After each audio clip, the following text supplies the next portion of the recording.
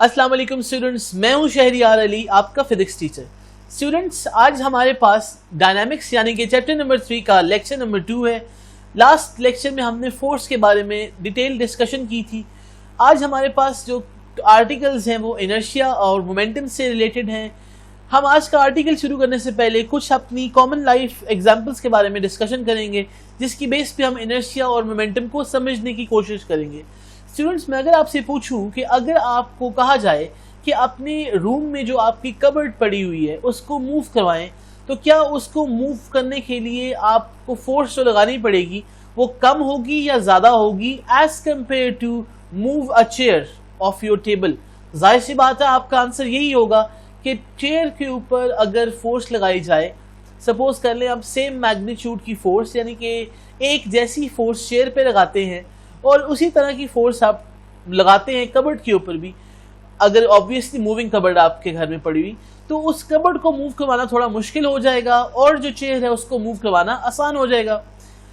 इसी तरह आप कॉमन ऑब्जर्वेशन है कि जितने भी हैवियर ऑब्जेक्ट्स हैं या जिससे मैसिव ऑब्जेक्ट्स हैं जो भारी होते हैं, जिनका मैस ज़्यादा होता है, अब हम मैस और वेट के बारे में आगे जाके डिस्कस करेंगे, लेकिन अभी आप फॉर द टाइम बीइंग अब ऐसे ऑब्जेक्ट्स जो भारी रखते हैं आपको उनको मूव करवाना मुश्किल होता है और जो लाइटर ऑब्जेक्ट्स होते हैं उनको मूव करवाना आसान होता है।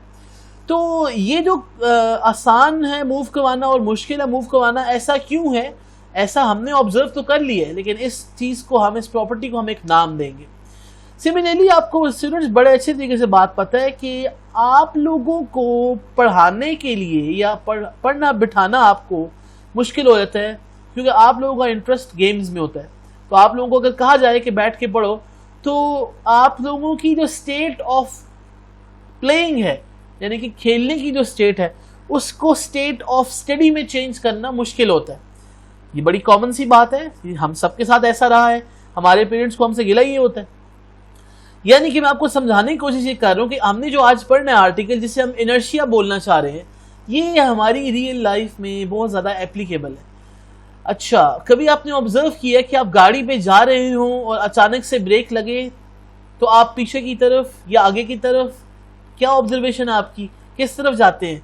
जाहिर सी बात है, अगर गाड़ी आगे की तरफ जा रही होती है और अचानक से ब्रेक लग जाए तो आप किस तरफ गिरने की कोशिश करते हैं या आपकी बॉडी किस तरफ गिरती है?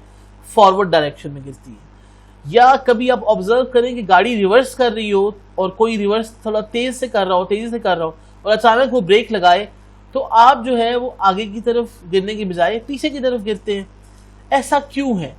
कभी आपने ऑब्जर्व किया है कि जब आप एक दूसरे के ऊपर बुक्स को स्टैक करते हैं तो उनमें से दरमियान से कोई एक बुक बाहर निकालते हैं तो बाकी बुक्स भी उसके साथ मूव क्यों नहीं कर जाती? अक्सर ऐसा होता है कि वो books as it is step down यानी कि नीचे आ जाती, वो उसके साथ साथ बाहर नहीं आ जाती। तो ये कुछ ऑब्जर्वेशंस हैं जो आपने रियल लाइफ में की हुई है। ठीक हो गया? यानी कि अब हमने बेसिकली इनर्शिया को डिफाइन करना है। ये जो हमने चीज़ें पढ़ी हैं, बातें मैंने आपको जो की हैं, ये असल में इनर्शिया के साथ रिलेटेड है। अब इनर्शिया बेसिकली एक लैटिन वर्ड है। इसका मतलब क्या है, इसकी डेफिनेशन क्या है, जो आपसे पूछी जानी है एग्जाम में भी, इसको हम डिफाइन करते हैं, फिर हम इसको भी समझने की कोशिश करते हैं।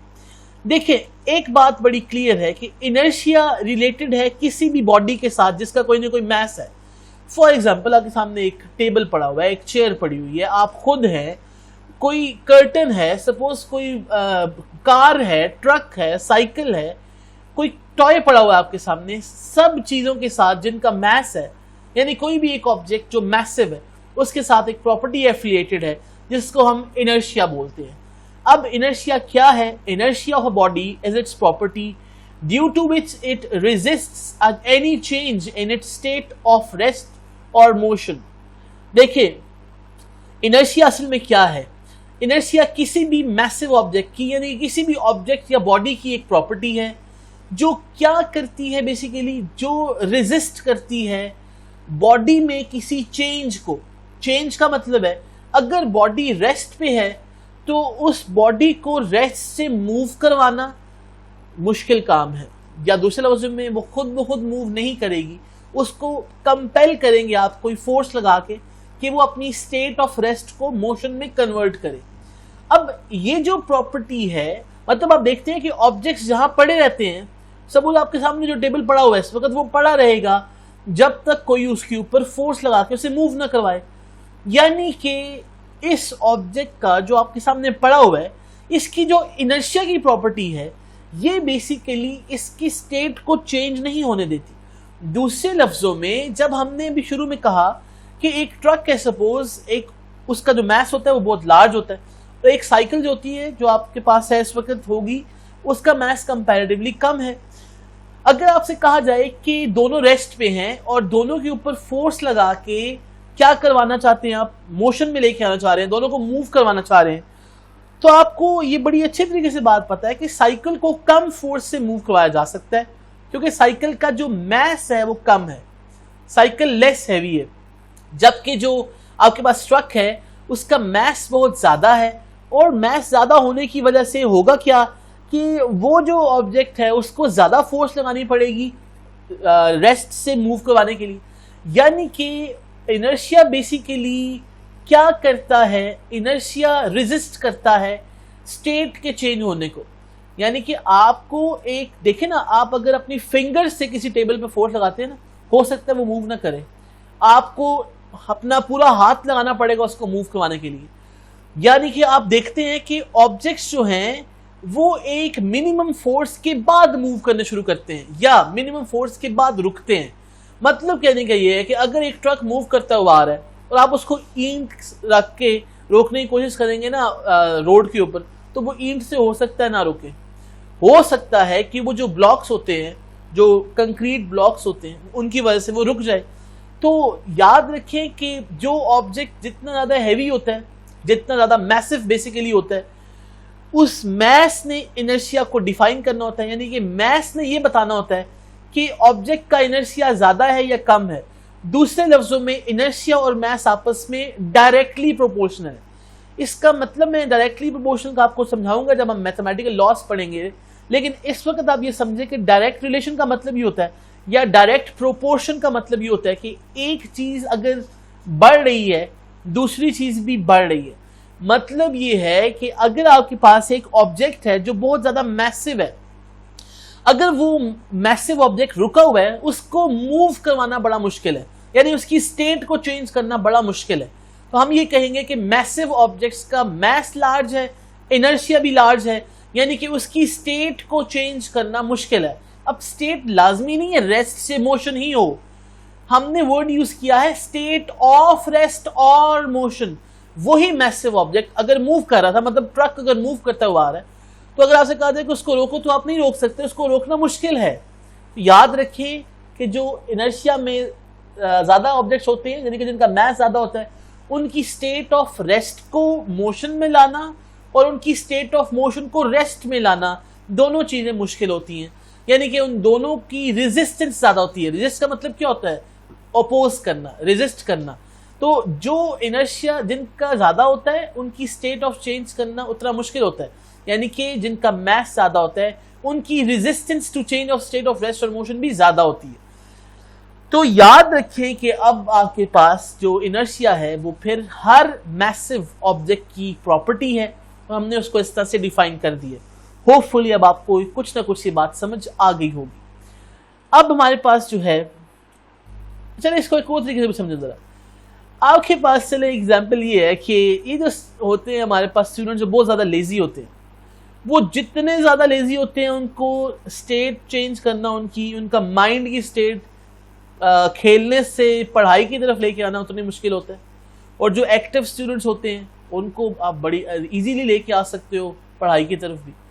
तो याद रखें कि इनर्शिया किसी भी चीज़ की रेजिस्टेंस है। फॉर एग्जांपल मोशन को रेस्ट में लेके आना या रेस्ट को मोशन में लेके जाना। अब ये पहली दफा ऑब्जर्व किसने किया था? गैलीलियो ने ऑब्जर्व। गैलीलियो एक साइंटिस्ट है जिसने इनर्शिया का कॉन्सेप्ट दिया था, और उसने यही ऑब्जर्व किया था जो मैंने आपको शुरू में बातें कही कि it is easy to move और stop the lighter objects. For example ball को थ्रो करना भी आसान है, बॉल को रोकना यानी कि उसको कैच करना भी आसान है। जब वो कैच करते हैं बॉल को, तो वो असल में तो मूव कर रहा होता है, आप उसको रेस्ट पे लेके आते हो।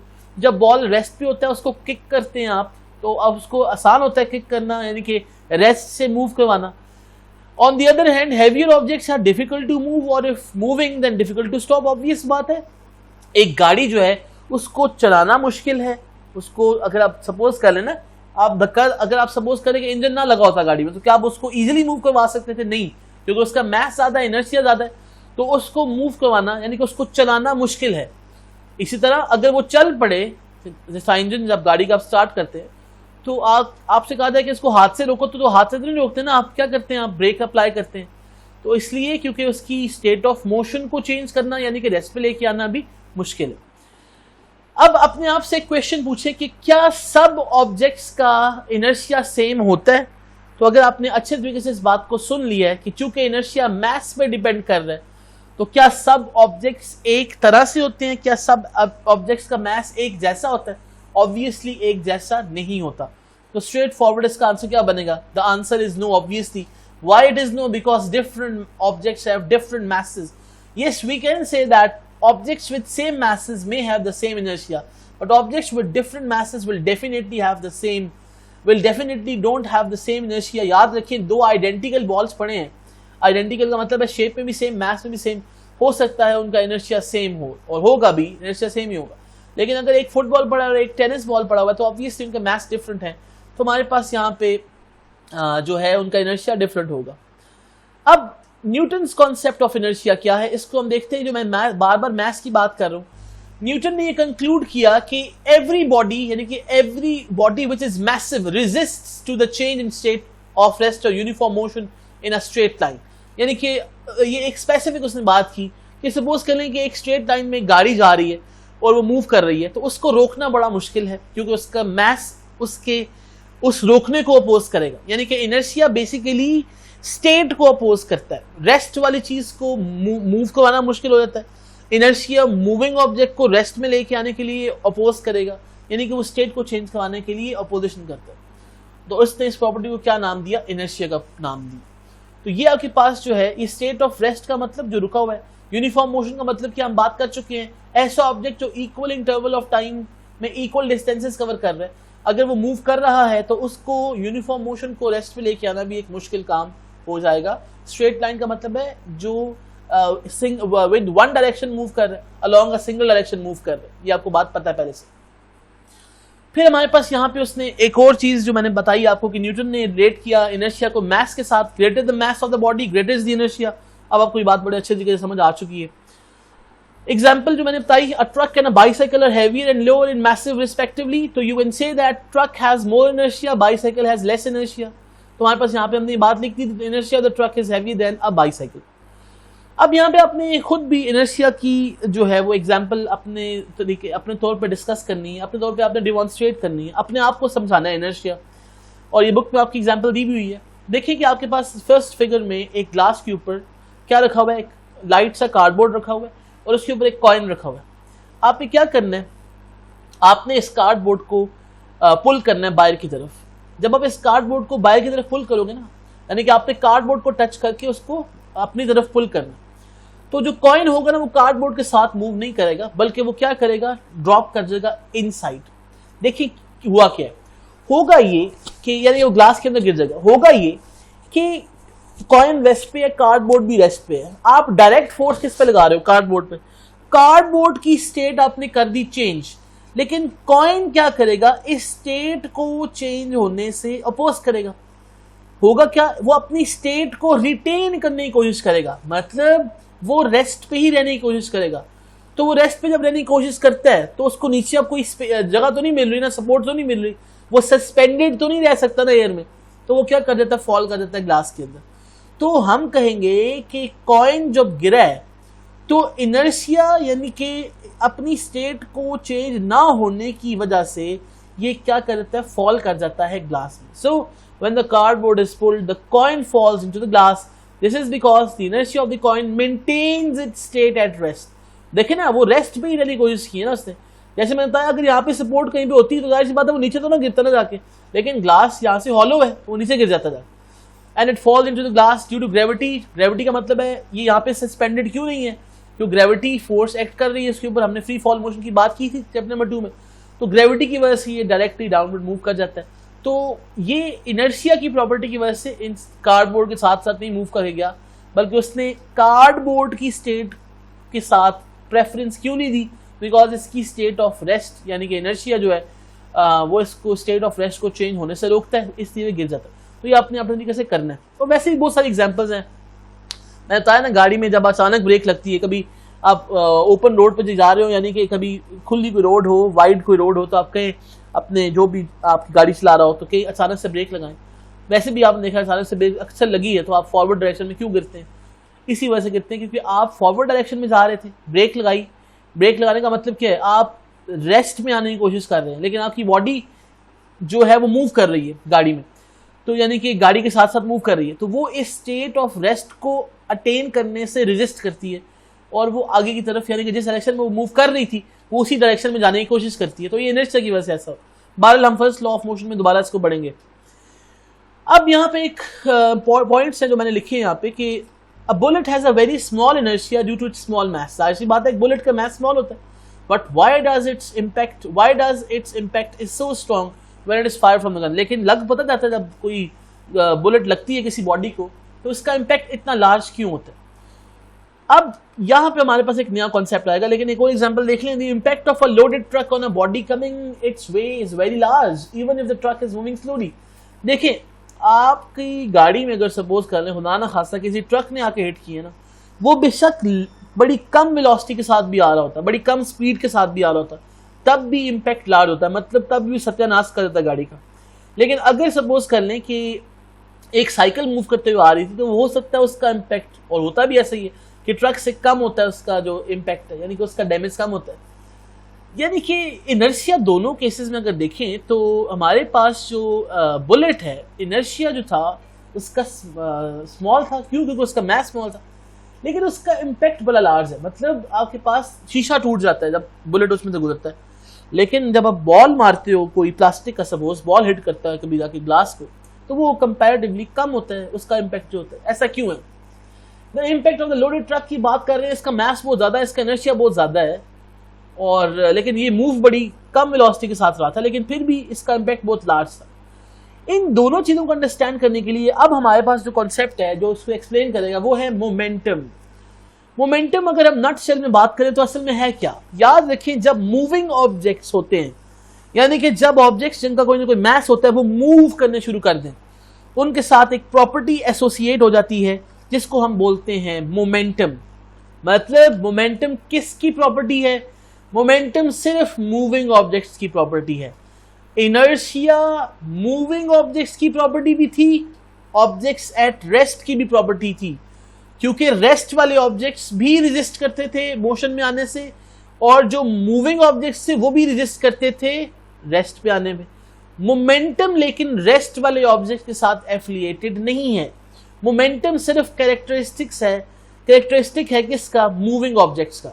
यानी कि जो ऑब्जेक्ट्स मूव कर रहे होंगे उनका मोमेंटम होगा, वो बेशक मूव वेरिएबल वेलोसिटी से कर रहे हो या यूनिफॉर्म वेलोसिटी के साथ कर रहे हो, दोनों केसेस में उनके साथ मोमेंटम एफिलिएट होगा। तो याद रखिए, mass in motion is also called momentum. ये एक जनरल बात है, प्रॉपर डेफिनेशन नहीं है, लेकिन फिर भी मोमेंटम क्या है? असल में मैस इन मोशन, मतलब गाड़ी जा रही है, उसका मैस है, उसकी वेलोसिटी है, तो हम कहेंगे इसके पास एक नई प्रॉपर्टी है, इसको हम मोमेंटम बोलेंगे। तो momentum basically mass in motion है। अब इसको प्रॉपर्ली अगर हम डिफाइन करना चाहें तो ये क्या बनेगा? Momentum of a body is the quantity of motion. क्या मतलब है? मोशन की क्वांटिटी है। क्या मतलब है इस बात का? Because it possesses due to its mass and velocity. दूसरे लफ्जों में momentum is basically the product of mass and velocity. अब इसको पहले देखते हैं, फिर हम इसको समझने की कोशिश करते हैं। फॉर्मूला जो होता है मोमेंटम का वो होता है मैस इनटू वेलोसिटी, यानी कि इसकी डेफिनेशन क्या बनती है? वैसे मोमेंटम इज द प्रोडक्ट, यानी कि it is the multiplication of mass and velocity. जो मैस मूव कर रहा होगा, जो ऑब्जेक्ट मूव कर रहा होगा, उसका जो मैस है अगर उसको वेलोसिटी से मल्टीप्लाई कर दिया जाए तो हमारे पास किस चीज की वैल्यू आ जाएगी? मोमेंटम की। अब याद रखना, फिजिक्स में सिंबल्स का बहुत ख्याल रखना पड़ता है। मोमेंटम का सिंबल कैपिटल पी है, कैपिटल पी ही लिखना है। आप मैस का स्मॉल एम पढ़ा हुआ है, वेलोसिटी का स्मॉल वी पढ़ा हुआ है, मोमेंटम का याद रखना पी है। उसके बाद हम बात करते हैं इसके एसआई यूनिट्स की। तो याद रखें एसआई यूनिट्स कैसे बनेंगे मोमेंटम के। इसका हमने पहले भी पढ़ा था कि जो भी फॉर्मूला लिखा होता है उसी में यूनिट्स को पुट करना होता है। यूनिट्स ऑफ मोमेंटम फाइंड करने हैं, इसका मतलब है राइट साइड पे यूनिट्स को पुट कर देंगे जो गिवन वैल्यूज हैं। गिवन क्वांटिटीज यहाँ पे मैस है, किलोग्राम होता है उसका एसआई यूनिट, हम बात कर चुके हैं पहले। और वेलोसिटी का यूनिट क्या होता है? Metre per second. Kilogram metre per second किसका यूनिट बन गया? मोमेंटम का। Kilogram metre per second momentum का यूनिट बन गया। इसको न्यूटन सेकंड भी लिखा जा सकता है, इसको हम कभी बाद में ड्राइव करेंगे, लेकिन आपको समझाने के लिए सिर्फ इस वक्त आपको सिर्फ इन्फॉर्मेशन देने के लिए कि न्यूटन सेकंड भी यूनिट ऑफ मोमेंटम है, लेकिन कब बनेगा ये हम जब पढ़ लेंगे न्यूटन का कॉन्सेप्ट, जब आपको बात पता चलेगी कि ये न्यूटन सेकंड कैसे बन सकता है। उसके बाद अगर बात की जाए कि ये मोमेंटम कौन सी क्वांटिटी है, जैसे ना वेलोसिटी वेक्टर क्वांटिटी है, स्पीड स्केलर क्वांटिटी है, मोमेंटम कौन सी क्वांटिटी है, momentum is a vector quantity. क्योंकि मोमेंटम जो है उसकी एक डायरेक्शन होती है, वो डायरेक्शन क्या है, जो डायरेक्शन वेलोसिटी की होती है वही डायरेक्शन मोमेंटम की भी होती है, इसको भी हम समझेंगे कुछ देर में। अब हम वापस आते हैं कि मोमेंटम असल में है क्या। मोमेंटम प्रोडक्ट है मास और वेलोसिटी का, और ये क्वांटिटी ऑफ मोशन भी हम इसको कह सकते हैं। दूसरे लफ्जों में जो मोमेंटम है उसको क्वांटिटी ऑफ मोशन ये इसलिए बोल रहे हैं, जैसे मैंने अभी आपको बताया कि एक स्मॉल मास था बुलेट का, उसका इंपैक्ट लार्ज था। उसकी रीजन ये है कि उसका मोमेंटम लार्ज हो सकता है। क्यों? देखिए, मोमेंटम दो फैक्टर्स पर डिपेंड कर रहा है, मैस के साथ और वेलोसिटी के साथ। जो ऑब्जेक्ट्स कम मैसिव हो उनकी वेलोसिटी क्या होगी, लार्ज। क्यों? देखिए ना, इस फॉर्मूले से क्या पता चल रहा है, मोमेंटम के फॉर्मूले से ये पता चल रहा है कि मैस और वेलोसिटी आपस में इनवर्सली रिलेटेड है। कैसे पता चला? मैस की अगर वैल्यू यहां से फाइंड करनी हो तो वेलोसिटी लेफ्ट साइड पे यानी कि मोमेंटम वाली साइड पे जाकर डिवाइड हो जाएगी। दूसरे लफ्जों में डिवाइजर वाला फैक्टर और वेलोसिटी अगर देखा जाए तो वेलोसिटी 1 डिवाइडेड बाय वेलोसिटी बन जाती है। मतलब mass is equal to momentum into 1 by velocity, या सिंपल वर्ड्स में momentum divided by velocity. Velocity वाला फैक्टर जो डिवाइजर में आ गया ना, जिसको 1 बाय v भी लिखा जा सकता है। तो वैसे भी आप कॉमन ऑब्जर्वेशन है, जिसका मैस लार्ज होगा, जो हैवी ऑब्जेक्ट्स होते हैं, जो लार्ज मैसिव होते हैं, उनकी वेलोसिटी वैसे भी क्या होनी चाहिए, कम होनी चाहिए। बहरहाल याद रखें, अब अगर ऑब्जेक्ट्स का मैस लेस है, बुलेट का मैस कम है, उसकी वेलोसिटी क्या होगी, लार्ज। और आप देखते भी हैं जैसे ही आप फायर करते हैं बड़ी तेजी के साथ जो है वो बुलेट जाता है। तो मोमेंटम क्या सिर्फ मैस पर डिपेंड कर रही है, उसका आंसर है नहीं। मोमेंटम क्या सिर्फ वेलोसिटी पर डिपेंड कर रही है, उसका आंसर भी है नहीं। फिर ये किस पर डिपेंड कर रही है, दोनों चीजों पे, मैस पे भी वेलोसिटी भी। तो बुलेट का मैस तो कम है लेकिन उसकी वेलोसिटी लार्ज हो सकती है, जिसकी वजह से लार्ज वेलोसिटी की वजह से मोमेंटम भी क्या हो जाएगा, लार्ज हो जाएगा। तो mass and velocity P is equal to mv हमने यहां पे लिख दिया। अगली इंपॉर्टेंट बात, जब हमने ट्रक की बात की थी उसकी वेलोसिटी कम होती है कंपैरेटिवली गाड़ियों के मुकाबले में, लेकिन उसका मैस क्या होता है, लार्ज। तो बुलेट का मोमेंटम लार्ज हुआ वेलोसिटी लार्ज होने की वजह से, ट्रक का मोमेंटम लार्ज हुआ मैस लार्ज होने की वजह से। इसीलिए दोनों का जो इंपैक्ट है, दोनों का जो क्वांटिटी ऑफ मोशन है, क्वांटिटी ऑफ मोशन को हम इसलिए, इसको मोमेंटम को इसलिए कहते हैं क्योंकि ये असल में इंपैक्ट को डिफाइन कर रहा होता है, हमें इंपैक्ट के बारे में इंफॉर्मेशन दे रहा होता है कि ये जो मूविंग ऑब्जेक्ट है, फॉर एग्जांपल ट्रक है, फॉर एग्जांपल बुलेट है, दोनों मूविंग ऑब्जेक्ट्स हैं, दोनों मूव कर रहे हैं, इनका मोमेंटम लार्ज होगा। दूसरे लफ्जों में जब ये हिट करेंगे ना दूसरों को जाके, तो क्वांटिटी ऑफ मोशन का तब पता चलेगा कि ये कितने ज्यादा मोमेंटम अचीव करके आए थे, कितना ज्यादा इंपैक्ट क्रिएट कर सकते हैं। तो ये याद रखिएगा, इसलिए इसको क्वांटिटी ऑफ मोशन भी बोलते हैं। तो याद रखिए, अब ये सारी चीजें आपके सामने लिखी हुई है। Momentum product of mass and velocity, P is equal to mv, kilogram metre per second इसका यूनिट, या न्यूटन सेकंड भी हो सकता है, बाद में डिराइव करेंगे। टाइप ऑफ क्वांटिटी, मोमेंटम एक वेक्टर क्वांटिटी है। अब हमने कहा कि ये वेक्टर क्वांटिटी है, तो जाहिर सी बात है फिर तो इसका जो मोमेंटम होगा, अगर ये वेक्टर है तो वेक्टर का तो मैग्नीट्यूड भी होता है और उसकी जो है वो एक डायरेक्शन भी होती है। तो vector quantity is completely described by magnitude and direction, ये आपको याद होगा। तो फिर मोमेंटम की डायरेक्शन क्या होगी, जरा पिछली साइड पे वापस आते हैं। देखिए, मोमेंटम के फॉर्मूले में मैस और वेलोसिटी है। मैस एक स्केलर क्वांटिटी है, इसकी कोई डायरेक्शन नहीं होती। मतलब ये नहीं कहते कि जो चीज जितनी मैसिव है किस डायरेक्शन में मैसिव है, नो, आप कहते हो सिंपल इसका मैस इतना है। यानी कि शुगर वाली बात याद करो ना, कि आपको शुगर का मैस मेजर करना है, तो क्या आप कहोगे कि मुझे शुगर का मैस नॉर्थ डायरेक्शन में दो, नहीं। लेकिन वेलोसिटी जब आप बात करोगे डिस्प्लेसमेंट बाय टाइम, तो डायरेक्शन मैटर करती है। तो वेलोसिटी की डायरेक्शन जो है, जो भी होगी, वही मोमेंटम की डायरेक्शन भी होगी। अगर एक ऑब्जेक्ट नॉर्थ डायरेक्शन में मूव कर रहा है, एक उसका मैस है, एक उसकी वेलोसिटी है, वेलोसिटी अगर नॉर्थ डायरेक्शन में, उसका मोमेंटम भी नॉर्थ डायरेक्शन में होगा। दूसरे लफ्जों में, सिंपल वर्ड्स में, direction of the momentum vector is the same as the direction of the velocity. अगर बॉल की बात कर रहे हैं, अगर बॉल को आपने अपवर्ड थ्रो किया है, अगर बॉल अपवर्ड जा रहा है, उसकी वेलोसिटी अपवर्ड है, इसका मतलब है उसका मोमेंटम भी अपवर्ड है। अगर बॉल कुछ देर के बाद वापस नीचे आ जाता है, उसकी वेलोसिटी डाउनवर्ड आ जाएगी, उसका मोमेंटम भी क्या आ जाएगा, डाउनवर्ड आ जाएगा। तो याद रखो बच्चों, direction of the momentum vector is the same as the direction of the velocity vector. जिस डायरेक्शन में वेलोसिटी उसी डायरेक्शन में मोमेंटम। तो ये थे आज के कॉन्सेप्ट्स। तो होपफुली आपको कुछ आइडिया हो गया होगा इसके बारे में। व्हाट्सएप नंबर गिवन है, कुछ भी आप पूछ सकते हैं मुझसे। नेक्स्ट लेक्चर में डिस्कस करेंगे हम इंशाल्लाह न्यूटन लॉज को। मैं यहाँ से अब साइन ऑफ करता हूँ। Thank you very much. अल्लाह हाफिज़।